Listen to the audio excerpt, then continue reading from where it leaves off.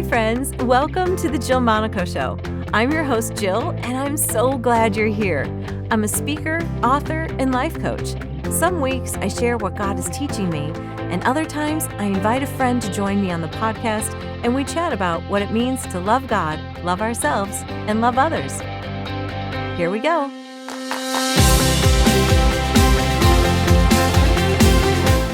Welcome back to the Jill Monaco Show. I have been looking forward to sharing this podcast with you. Some of you know that before I went into full-time ministry, I was a professional singer and actress. I still do some professional commercial and voiceover work. I actually majored in musical theater in college, sang backups for Perry Como, and traveled all over the U.S. with things like national tours, dinner theater, and a bunch of other really cool opportunities around the world. I recently had a conversation with a friend who encouraged me to share that part of my life with you.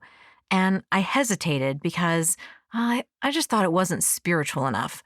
But she reminded me that God uses everything we love and all of our experiences so we bring Him glory in our present, and He uses it for the plans He has for our future. My podcast guest today is someone that is living out the perfect combination of faith in the entertainment industry, or maybe it's the other way around, the entertainment experience in ministry. Well, I'm excited to introduce you to my guest, Andrea Coli. She has a master's degree from Fuller Theological Seminary. She's also a pastor, speaker, author, and wait for it, comedian. She's been described as having the ability to transform a room into a fun atmosphere while enriching it with the truth of God's Word. She uses her background in improv comedy and her biblical knowledge to inspire others to discover God's unique call for their lives. Having worked professionally in business, ministry, and comedy, she's able to connect any audience member regardless of where they are in their spiritual journey. Andrea is enthusiastic, inspirational, and relatable. Whether you're laughing, crying, or a bit of both, her sense of humor will capture your attention and lead you on a journey to the heart of the message. We had an awesome chat about how she's using improv as a way to say yes and. She uses improv as a way to express the idea that God wants us to remain open and flexible to His plans, knowing that you and God can write your story together. It creates a life of freedom as you explore all the possibilities God has for you. Andrea has tested and lived this out. In 2003, she moved to Las Vegas and had the once-in-a-lifetime opportunity to join the cast of Second City's Scriptless, an all-improv show on the Vegas Strip. She has a video that completely cracks me up, and I can't wait for you to hear about that too. Well, right now she ministers at Crosswinds Church in the San Francisco Bay Area as a teaching pastor and as part of the creative arts team, and she partners with her husband, Chris, who is the senior pastor. Well, are you looking forward to hearing from Andrea? Yeah, me too. Let's get to it. Well, Andrea, welcome to the Jill Monaco Show. Thank you. Excited to get some time with you today. I am so excited for people to hear you. I know full disclosure, everyone who's listening, we actually talked last week, I guess, or 2 weeks ago, whatever it was, to kind of get to know each other so we would know what we wanted to talk about here. And we just should have recorded that. We just should have recorded that conversation. Right. I agree. We're just basically going to have a conversation, and then, if people listen, that's great. But I'm just excited to talk to you. I know it. I am too. So, well, one of the things that I love about you is that you have had kind of an eclectic, career, I guess, for lack of a better term. Sure, that's a good way to put it. Which reminds me kind of me. So maybe this is all about me in the end, that I really like you because I like me. I'm not really sure. But I would love for the audience to just kind of get to know you. And as I do, just tell a little bit of your history and background, where you've come from. Right. Well, yes, it was definitely a path that took a lot of detours. And a lot of that was because I felt called into ministry, finishing up college, went to seminary. But by the time I was done with seminary, I was getting married to a pastor. And at that time we were planting a church. So, if you know anything about church plants, there's not a lot of funds to support a lot of staff. So what that meant was that I served in a volunteer role in the church plant, but I had to go out and get a, quote unquote real job. So that kind of began a string of crazy jobs, which were from working in a college on the presidential floor as an admin, to working in a coffee house, to working at then a different college when we moved to Michigan, to working as an activities coordinator at an assisted living facility. Wow. To then working at a meat company. Then to having my own business where I taught music and movement classes to little kids, which I was fairly good at, but I didn't really like it. Maybe that's it. I might be forgetting some, but there was just a lot of odd jobs, all the whole while still doing ministry, still that being my passion, but just a lot of weird jobs. I guess I didn't mention, working in Las Vegas as well, but we'll get to that. Right. Not like people think, working in Las Vegas. Right. Well, we'll leave that as a teaser for That's what exactly We'll I tell was you. doing. Right. We will fill you in on that later. Well, sometimes people see where you're at now and think, oh, I want to do that. How do I do that? How do I become a speaker and all, what looks so glamorous and, part of a church that's successful? And you're like, listen, do you really want to know what I had to do? Yes, it's true. And I have felt that way too. I mean, I remember feeling that way looking at other people who were where I kind of wanted to be and thinking like, well, why are they so lucky? And maybe there's some luck, but it's definitely mostly just a lot of work. Yeah. Did you feel like while you were doing all those odd jobs, I know there's a lot of people who are doing, certain things that they don't want to do as a career because they want to be able to do ministry.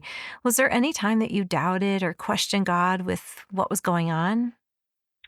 That's a good question. I don't think I questioned or doubted God's call on my life. I definitely got impatient with the timing of it. When I finally was able to work full time at a church, that ended up only lasting about 2 years before we moved again. So that felt a little bit like, okay, I get to do what I love and not have to work somewhere else to pay the bills. And it's all lining up. And then, that didn't last very long. So I would say just kind of just a frustration with like, why isn't this happening the way I know that I feel God's call in my life for it to be? Yeah. You know what I mean? I totally do. I think I might still be there in some ways. So, that's true. That's a really good point. I am too in some ways. Cause for you, I don't know. I guess you just look ahead and think, why am I not there instead of here? Yeah. Well, I think I put in so much hard work and I want the results quicker. And I think we're just kind of trained. Like that's our society nowadays. Everything's so fast, Right. Yeah. So what would you say to what advice would you give to your younger self that is, disappointed or maybe frustrated with the timing? Well, this sounds really basic, but I think I would say to myself, which is kind of what I did at the time, is just keep doing it. Just keep swimming, like Dory. Keeping faith. Just keep swimming. I guess. Just be faithful. Yeah, just keep doing the things you're supposed to do, and say yes to the opportunities that do come, because you don't know really what those are going to evolve into. That might be the way that something else is opened up, Yeah. Well, for you, it is an interesting story that I would love people to hear, because all of a sudden a door opened for you when you guys were in Vegas. Right. And that led to some things that led to some things. So let's talk about that. Yeah. Okay. Yeah, when we moved to Las Vegas, we had our first child was 3 months old, and I had left that full-time ministry position. So it was a lot of transition. I was in a new Mm-hmm. town, a new home. My husband had a new job. We were at a new church. There's a new person in our family. And I was definitely feeling like, who am I? Where am I? um, Right. but but then a friend of mine called and told me that there was a show in down on the strip that was the Second City, and it's a sketch comedy show. And I knew there was a Second City theater there. I did not know they were doing an audition to start a new show that would be totally an improvised show. But Mm-hmm. a friend of mine told me about this audition they were doing.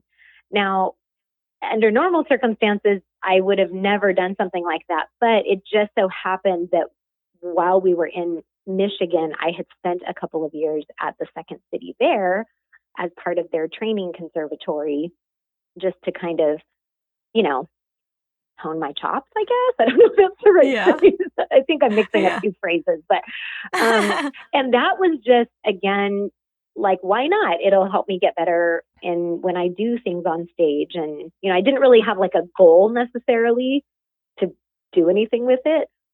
So when this So you opportunity came, took yeah, so you took improv classes just to help you be a better speaker, or what was your thought behind yeah, doing to that? be a better speaker, I was doing, we had a drama ministry at the church I was at that I was helping to lead, and just wanting to get stronger at doing scenes for that. And also just kind of maybe being more comfortable with just kind of rolling with things. Like, you never know what's going to happen in a live Yeah. setting. So yeah, just to kind of get Right. better at that. Yeah, that's pretty brave. I've never I took an improv class in college because it was required. But I remember my brother as an adult, he's like in business. He's an architect, and he's like, I'm going to take an improv class. I'm like, why? I'm Why? thinking, why would you torture yourself? Well, because there's comfort in the script, right? I mean, it's like, Yeah. that's Yeah. at least you know what you're doing, and you can have a plan. That's the tricky part, is you can't plan in improv. Right. So maybe Right. that helped me with my life, because it just was all one big improvised thing, which, not to get too meta, but that is all of our lives. So we should all Yeah, be no taking kidding. improv, I guess. We should, and finding the humor in the unexpected, Right, right? right. Yeah. Yeah. So anyway, long story short, I went and Yeah. auditioned with people who had come from all over the country. I drove from my house that was like 10 minutes away from the Flamingo, went down there, found a sitter. I was probably the only one with kids, and it was weird. But, and then I got cast. And so I was in this show for the 4 years that I lived in Las Vegas. So it was really cool. Wow. And so it was fully improvised. So give us an idea. What did a day in a life look like when you were in that show? Right. Well, the first thing that I will say to paint the picture is that our show typically happened at 10 or 10:30 at night. Wow. This is like a whole different audience that you have in Vegas at 10:30 at night. So let's just say that. Yeah.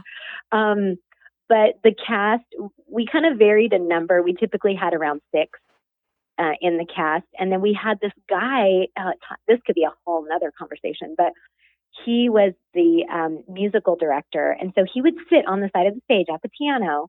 And while we were making up scenes and all sorts of stuff, because nothing is scripted, he would be underscoring it. Or while we were making up a song, he would be making up the music that went with our made up song.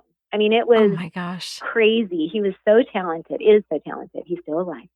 Um, and so, yeah, so we would do these shows where every single piece in the show was something that we would do based off of an audience suggestion. So we'd get, Wow. tell us somewhere you went on vacation, or what's the last thing you spent on your credit card, or give us a relationship. And then we would Yeah. just start a scene, and and go for it. So it was very unpredictable. You know, you'd run up our dressing room was downstairs of the stage, and you would run up the stairs leading up to the opening of the show, like, well, who knows what this is going to be? I mean, you have no idea.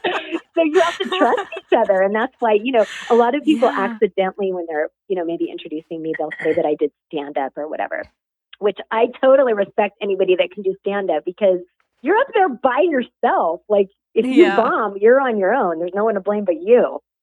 Yeah. Whereas improv, you have a whole team there of people that are out on the limb with you, and there's something really powerful in that, Right. Someone who can pick up the ball if yours is not going well. Yes. Yeah, that's such a good way to put it. Yeah. Like that, like you toss out something and it just bombs, and they're there to be on your team and help you. And that's really important. Yeah, there's been a couple improv moments when it wasn't a scripted show where I remember one time I completely spaced out and I didn't know where we were in the scene. Oh, no. And I was like, oh, yeah, professional show, like people paid to be there. Yeah. And you're ruining everything. Yeah. And there's 3 of us on stage. And I remember looking at the girl next to me, and my eyes must have told it all. I mean, sometimes you go on automatic. People don't realize you're watching these shows, and I could do a whole scene and come off stage like I was not present. Like that was all I believe that. I believe that. Yeah. And so she fed me a question that helped me remember where we were. Oh my gosh, so it was good. horrible.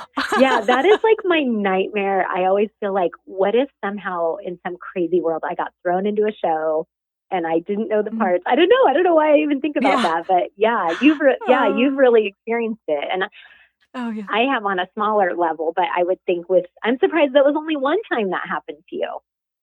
Oh no, I've missed I've missed my entrance and made other people have to ad lib on stage. I missed an entrance once. Okay, so all of us who were in the improv show, the other part of our job is that we were all understudies in the sketch show. Okay. So we all so there were 2 women in the main sketch show. So I would understudy both women. So I would get called if either of them were sick, on vacation, whatever. So you had to learn their lines, which was the easy part. It was all the entrances and the prop movement and all that. So no joke, one time I was backstage. I was filling in one of these shows, and I was backstage, and I was supposed to not only be out there, and there's really quick transitions between the scenes, right? Because there's like a funny laugh, the lights go out, the music blares, and the lights come back up 8 seconds later on a new scene. So what was really funny about this is not only did I not even get out there when the lights came up, but then it was just this dead air while we all sort of realized that I was supposed to be out there. And what was funny is one of the things I was supposed to bring out was a chair for the guy who was out there to sit on. So in other words, he, in the dark, thinking, I mean, he didn't fall, but he's basically like air squatting on waiting for me to put the chair underneath him. It was not coming for like another, 5, 6, 7 seconds. And he's sitting there like, what is going on? That's so awesome. So, that was... People have no idea. People who go to shows, just look for the bloopers. They're every show. There's something. Oh gosh, yeah, it's better if I was backstage. I was backstage, and someone came for me and goes, "What are you doing? You're supposed to be on stage." I was like, "Oh my gosh!" And so it was terrible. It was a guy I was dating at the time was on stage by himself, having to ad lib until I showed up. He was so mad at me. But so did you at least know what scene you were going into? Oh yeah. I was just talking backstage and not paying attention. And another time I was on a national tour, and I finished my scene, and I needed to go off stage left and come around and come back on stage right to go on a set piece that got wheeled in. Yeah. And I was hiding behind the set piece until the end of that scene, and then I show up like, hey, I've been here the whole time. Well, I went to the bathroom. I just had to go to the bathroom, and I didn't have time to go to the bathroom because the set piece was getting wheeled out, right? Oh, no. And I got in so much trouble from the stage manager. Like, what were you thinking? I'm like, I don't know. I just forgot. Like, And I This is didn't the show part up. where I take a potty break. Yeah. I mean, I ruined the whole gag. Like there was Oh, no gag because I wasn't there. oh my gosh. And so, yeah, lots of improv with, did you ever, like, I don't know if you did this ever, but we played Past the Quarter, No. where someone starts off in the beginning of the show with a quarter and you have to Oh. hand it off, and whoever ends up with the quarter at the end of the show loses. I And love so that. we were doing West Side Story. And at the end, Maria is crying over Tony because he's dead, right? Or not the end, like wherever that is in the show. Yeah. Pretty much at the end, right? So she's crying over him. He's there laying there dead. She has the quarter and she puts it in his hand and he can't get rid of it because he's dead. Oh my gosh. Well, So it's like when you do things that become kind of rote and, you just have to keep repeating them, you have to find ways yeah. to enliven it, I guess. Yeah, that's true. That's funny. Okay, we got completely off course, everyone. Yeah, I'm okay. sorry. You All came right. here for a spiritual Yes. conversation, but No. it is spiritual when we're talking about improv. It is a spiritual experience. So, all right. Well, let's transition to the topic today, which is you have such a great perspective on saying yes and to God because of what you've experienced in improv. So, share more about that. Well, so in improv, number one rule is to say yes. And that just means that whatever suggestion is brought, whether it's from the audience or from your castmate in the scene with you, that you accept it. And that's important because since you don't know where the scene is going and you're writing it together, literally, you have to say yes because that's how you keep going. Right. So that whole concept, because it's such a foundational part of improvisation, I had been thinking about that for a number of years because I had just been in the improv world for, a while. And as I thought about it on a spiritual level, I guess I just felt like, we step onto the stage in this show with this real intention of saying yes no matter what. And in a way, I think that is what God's inviting us to do in our lives with Him, where when things come our way, or we see gifts from Him, or we see direction from Him, to accept that and to say yes to that, even if we don't fully know how it's going to play out. And I should just clarify too, I don't mean like every request that comes your way or everything that somebody wants you to do for them, say yes. Right. I don't mean that. I just mean that when we kind of see God's prompting and we feel His leading, so often, I guess I can speak for myself, that because we are afraid or we don't quite know how it's going to play out, or it's not going to play out the way that we've been waiting for it to play out, our inclination, I think a lot of times, is to not fully step in to what God's inviting us to. So just taking this whole perspective of what if our entire posture toward God was to say yes to what He brings, even if we don't know how it's going to play out. So that was that part of it. And what's the and part of it? So the other rule, kind of the second rule that comes after yes, is yes and.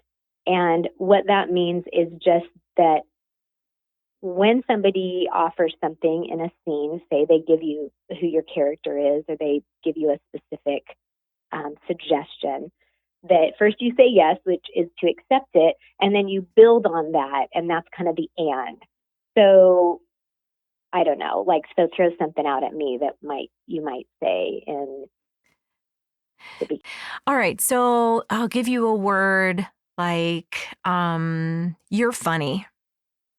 Okay, cool. So if you say you're funny, then me saying yes to that, I might just say yes. And then when I and it, it's adding to that. So you say you're funny and I say, well, thank you for that. And I love making you laugh. So it's just adding something on that keeps the relationship in the scene going. That's all that yes and is. Right. So again, kind of turning it to a spiritual corner, what I think appreciate so much about my relationship with God, and like all of ours, is that it's not a one-sided thing. It's a relationship. So as God brings these things in my life that I'm saying yes to, I believe that there's a lot of freedom for us in relationship with God to add our own twist or add our own creativity that is, of course, God given. But I just think there's this back and forth as we write our story together with God that the idea of yes and really exemplifies of I receive what God has for me. And then, okay, God, what about this? I have this idea. What about this? And then he gets back like, not gets back, like he gets back, like he emails you back, as he Yeah. does. But Yeah. then you might send him like, oh, yes, yeah. And what if you talk to this person about it? Oh, yeah, this person. And what if, and it just kind of builds in a very organic way. And I kind of look at my whole relationship with God like that, if that makes sense.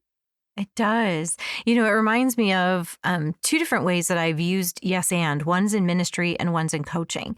Okay. And in like a women's retreat, there's a women in a circle and there's one person in the middle. And people like will say what they see in her. And so they might say, you're, for instance, you're funny. And then the next person goes, yes, you're funny and you're a good listener. And then each person takes their turn to kind of affirm that person. That's awesome. And then in coaching, if you're doing group coaching, everyone goes around a circle, like takes turns again. I'm thinking of a circle, but you take turns. So say I've got a question. I'm like, I'm not really sure what to do about this situation. And someone says, well, you could do blah, blah, blah, blah, blah. And the next person goes, yes, and you could do this. Yes, and or yes, or you could do this. And it's a way for everyone to give ideas. And I don't know why it does something in the brain because you're just like, yes, I agree with you. It like builds momentum, I guess. Yeah, no, I totally agree with that. We use the concept of yes and in our brainstorm meetings. So I'm part of a creative arts team here at Crosslands. And so when we're coming up with creative ideas for the service, we'll all write down an idea from the topic. And then we'll go around and read the idea. And then we'll take a minute for yes and, which is anything else that sparked from that idea, Right. So yeah, I agree. It just keeps the momentum going. It sparks new ideas. It's so collaborative. I mean, and again, like I said, with improv, it is collaborative because it's ensemble. And of course, that's what our lives are too. So totally. Well, yeah, yes and is powerful. It is so powerful. Yes. And it's freeing. Well played, Jill. Thank you very much. High fives to myself. So yeah, it was freeing for sure. It is. So how does freedom really tie into this idea of yes and? Well, again, it's that I think it's that interaction. I don't believe that God has this super detailed blueprint plan for every single step I'm going to take in my life. And part of why I don't believe that is because that's not what we see in scripture. We see God sort of interacting and changing his mind and, kind of readjusting the plan. The other reason I don't believe that is because if that's true, then if I went to the wrong college, then I met the wrong best friend, then I moved to the wrong town. It's like everything builds on one wrong decision, I guess. So, yeah. But what that means then is that while there is certainly, I think, a broader intentionality of what does it look like to live into God's love and to be healed and to live into the restoration that we have in Christ, that is all the forward trajectory I think that we as believers are called to live into and to live toward. But as we do that, again, in the writing of our story, in some of us, it's what career we choose or which job we take in a career we feel called to, or even who we marry or who we decide to invest as a friend, or, down to which house are we going to buy, whatever. Like all of these decisions that we make our lives go in a certain trajectory, I really think that it is a very give and take conversation that we have with God. And there's freedom in that because instead of me as the follower trying to well, I hope I get it right. What's the right thing? What's the right thing? What's the right thing? There's freedom to have a sense of like, well, what is the good thing right now? What feels like you have a leaning toward that? Because I think we can honor God and follow God in a number of different decisions, right? Yeah. I think God is, I mean, that's his character to say, yes, yes, my daughter, I'm proud of you. Yes, I want you to go for that. Yes, I believe in you. More so than no, but, that sounds a little more Right. restrictive. Right. And not like, I'm not talking about sin, clearly, but, God does say, no, I don't have that for you. Mm-hmm. But he often is telling me, I hear him saying yes to me more Yeah. than no. And he's often encouraging me, say, yes, you can do that podcast and you can do it with people you don't know. Yeah, right.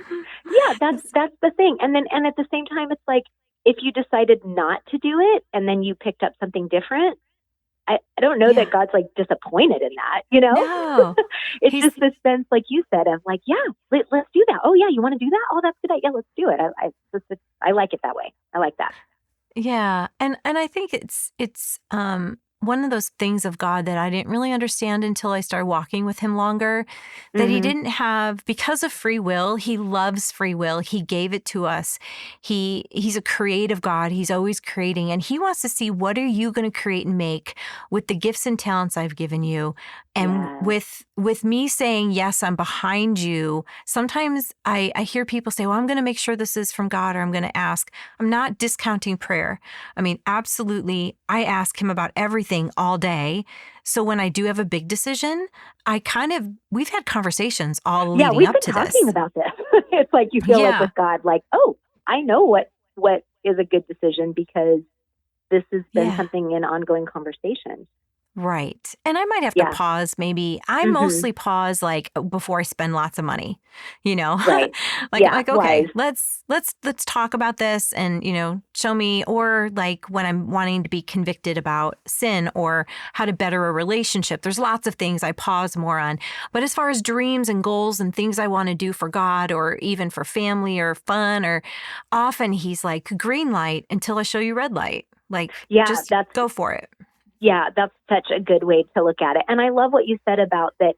He, I think, takes joy in watching us use the gifts he's given us for, Hmm. to to reveal him more and to show his love and to point people to Jesus and whatever that is. So I absolutely think there's such freedom in that. So that's kind of why, for me, that's what it ties to when I think about yes and in particular.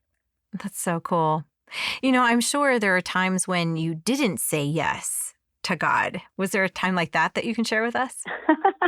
um, Or you didn't want to say I would, yes? yeah, I definitely have learned that even a reluctant, pouty yes can still count as a yes.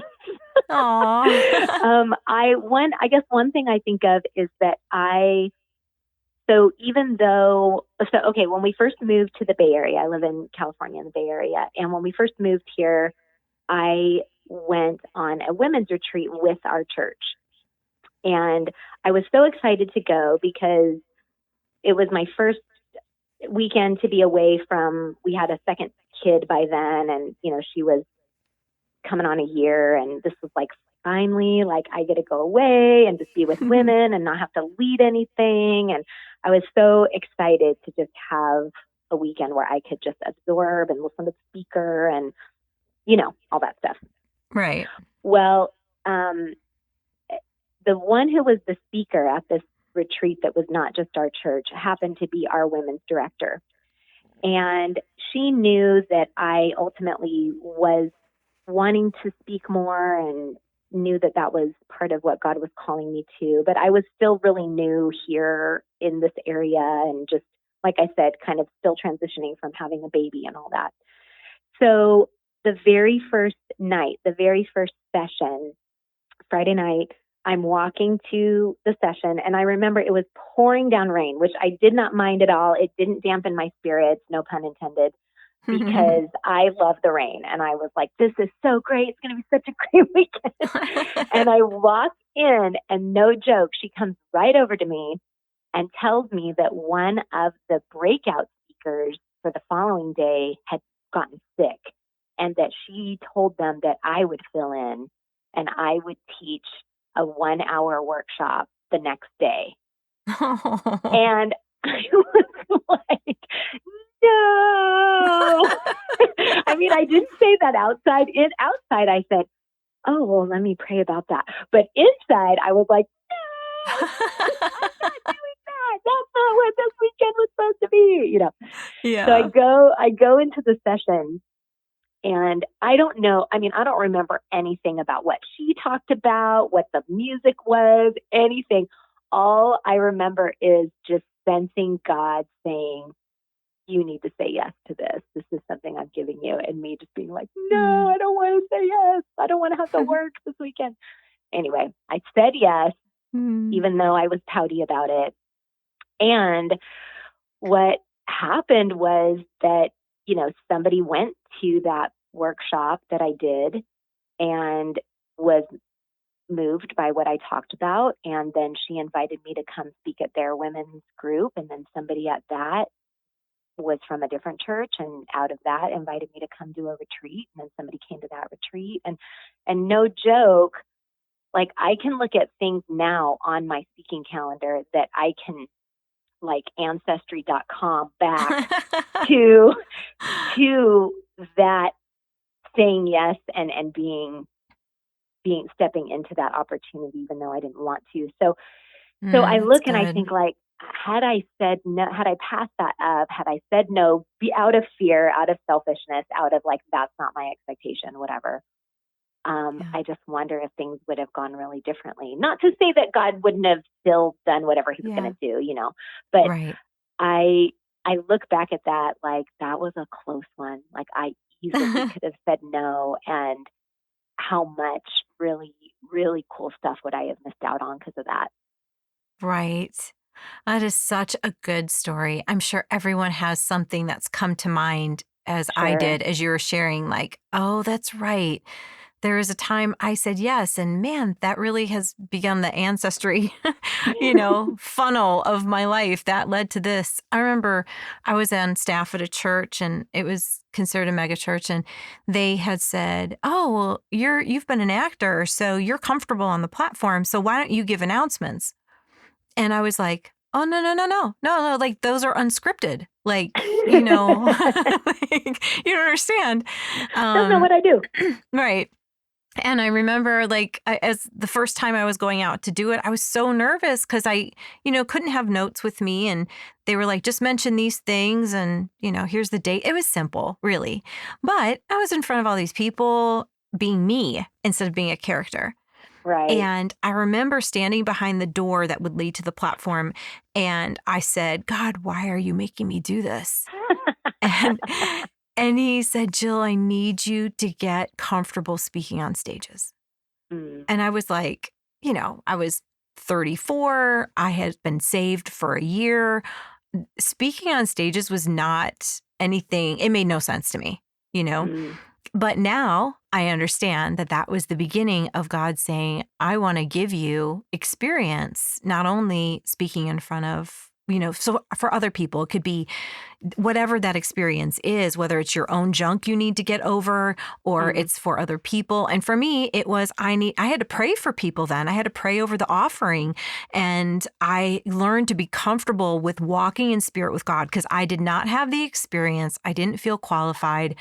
And God just moved through me, and I got used to what that felt like to say yes to him. So I agree with you. Our very pouty yes, our yes that's shaking, or yes combined with a no, don't make me do this again. I'll do it one time. But Right. And there's so much more. We never know what God's doing. He's so good. Right. And so do you, like, it sounds like that kind of led to more opportunities and growth for you in that. It did. The next job I had was leading what we call an artist program. I worked with Christian artists and musicians from all over the country on their tours. And when they would go on a tour, I would often present the need for Bible translation from the platform. Oh, And so I represented our organization and did a fundraising kind of call to action. And right. but I had to craft it myself. And then I would train the Christian artists on how to do that as well. And then from there, I was, we were hosting or sponsoring conferences, and then I'd get asked to speak at that conference. And, and that was before my ministry launched. And so, yeah, I saw God giving me experiences and opportunities to grow with, like, you have 2 minutes. Now you have a 5-minute presentation, and now you have a 10-minute workshop. I'll never forget, I was asked to teach a workshop at a conference where we were a sponsor, and I just didn't feel qualified. So here's how good God is, because I was like, yes, but. I wasn't a yes and. I was like, yes, but. And he did the most fun thing. I had worked with Ruth Graham, Billy Graham's daughter, at an event, and I called her and I said, I see you're a keynote speaker. I'm doing a workshop. Will you teach it with me? I don't know what gave me the guts to ask her. I have no idea. Fear. Lots of fear. Yes. She said yes. And this I love that. beautiful woman of God who was a keynote speaker was not too prideful to step down into the workshop space with me. Oh. And we didn't even stand on the platform in this workshop. She goes, why don't we just sit on the end of the stage and talk to them? Oh my gosh. And I learned so much from her, watching her love these women.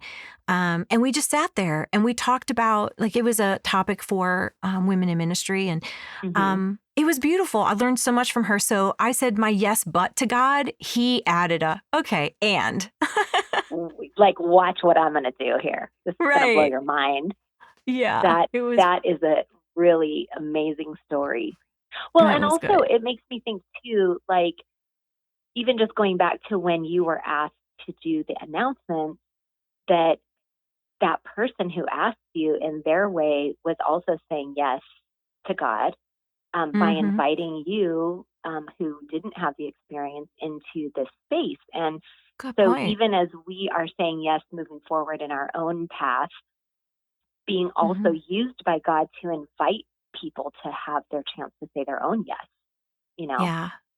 And that's something now that I am enjoying, because now that I'm sort of like a little bit I'm 46, so I'm a little bit past I'm really new at this, but so I have a handful of people who are, in their 20s or early 30s, who I get the opportunity to maybe invite them into something that otherwise wouldn't have been there for them, Yeah, I think that's so important, is to be looking for those other people that God is inviting and us coming alongside of them to say, yeah, I see this in you. Will you say yes? And I'll, even if we're their and, like Ruth Graham was to me. Like, to be there with them.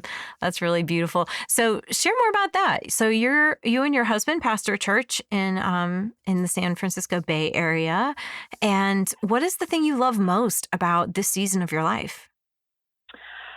Well, I think what I love most is that I get to do a lot of things that I like, and I feel like I'm gifted at them, I guess, if that makes any sense. I know that, and we kind of talked about this at the beginning, that you sometimes have to spend a lot of years paying your dues, so to speak, where you just have to do what is necessary. And not that of course, I still have stuff that everybody has to do stuff they don't want to do. But what I love about this, so at our church, there's probably about 9 of us pastors.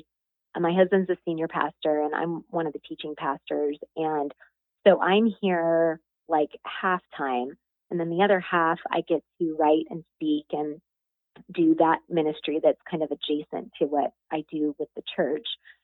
And while that makes for a really crazy schedule and kind of having to switch directions multiple times throughout any given day, I also mostly feel really thankful that I get to create what this looks like. And I guess, not even intending it to go back to the yes and, but I guess it does kind of go back to the yes and, because saying yes to a call in ministry to saying yes to, becoming a pastor, to saying yes to a broader reach in my speaking ministry or whatever.